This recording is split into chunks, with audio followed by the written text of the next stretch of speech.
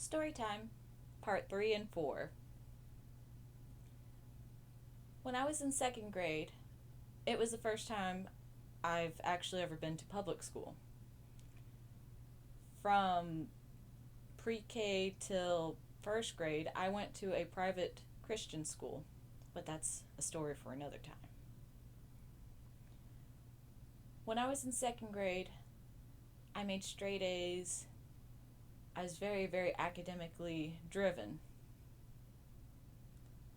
But the only problem with me that my teacher felt was a very large problem was the fact that I was not able to speak very much. Didn't actually want to speak. She felt I would be better off in special needs class. So for one day, I was put in special needs. Even though I made straight A's, had no real need to be in special needs class.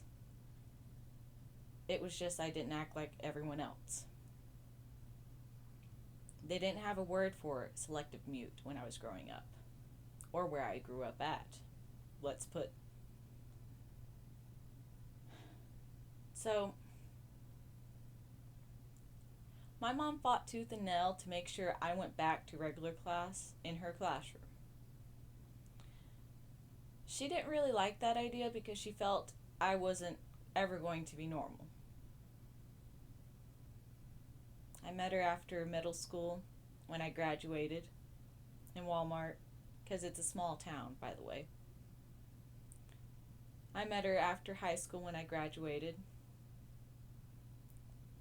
I met her after college when I graduated bachelor's degree in culinary business management.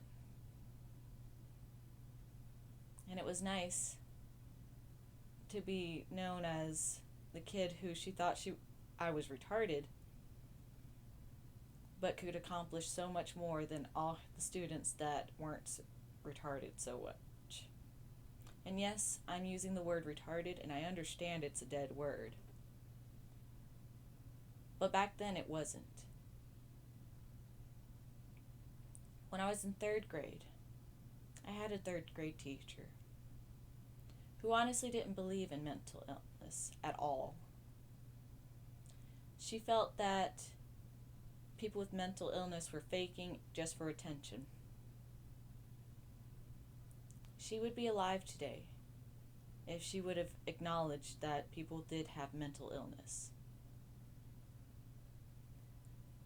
My third grade teacher was murdered by her son, who was undiagnosed with schizophrenia for a very long time. Should have been diagnosed a long time with schizophrenia. From what I understand happened, he was told no about going to hang out with someone or something, and it devolved into him murdering both my third grade teacher and her husband, his father. And he made a bonfire in the backyard to burn their bodies, essentially, and then walked out to go eat. He's medicated now, but now he realizes that he did something that he can never undo. The reason why I'm talking to you about this is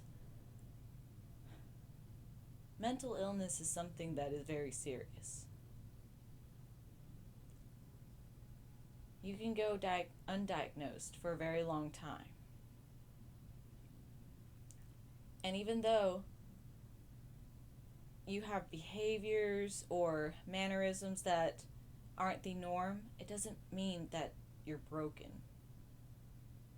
It just means that you have a different way of thinking. But that doesn't mean ignore the signs. In my lifetime, I've seen a lot of people who are diagnosed with bipolar disorder, but rather than take the medication that they were prescribed, they stop cold turkey so that they can go drinking. And then when they have outbursts, they go, "Oh, I'm just bipolar," and keep walking. I've never understood why this happens. And oftentimes, a lot of people seem to forget something very important. I'm one of those kids that almost got put in special needs classes because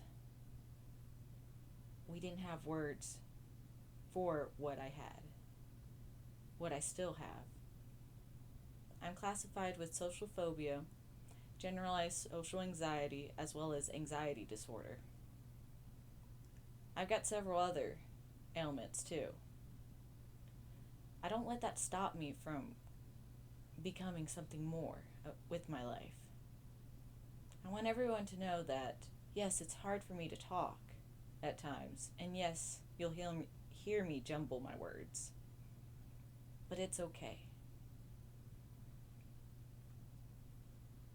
And I want everyone to understand that whether you have short attention span, ADHD, autism spectrum, things like that, you can do more. And there's always resources around you that can help you.